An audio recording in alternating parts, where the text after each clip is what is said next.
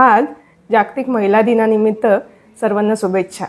मैत्रिणींनो, आजच्या काळात आपल्या आरोग्याकडे लक्ष देण्याची नितांत गरज आहे. त्याची सुरुवात आजपासूनच आहारासंदर्भातले नियम पाळून करूया की ज्याने कॅन्सरसारख्या आजाराला आपण लांब ठेवू शकू. त्यातला पहिला आणि महत्त्वाचा नियम म्हणजे घरचं आणि ताजं जेवण जेवूया. आनंदी वातावरणात जेवू. जेवणाच्या नियमित वेळा पाळूया. जेवताना फार जड पदार्थ हे कमी मात्रेत खाऊया. आणि जेवताना आपण जे पदार्थ खातो ते आपल्या पचनक्षमतेवर ठरवून त्यांचं प्रमाण ठरवूया. जेवताना सहसा लॅपटॉप, मोबाईल, टी व्ही हे न पाहता जेवणात लक्ष देऊन जेवूया.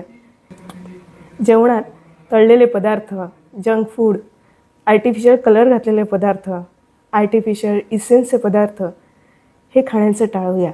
तसंच एरिएटेड ड्रिंक्स, उत्तेजक पदार्थ म्हणजे चहा, कॉफी, अल्कोहोल यांचं प्रमाण टाळूया. जेवताना फार घाईत नको जेवायला.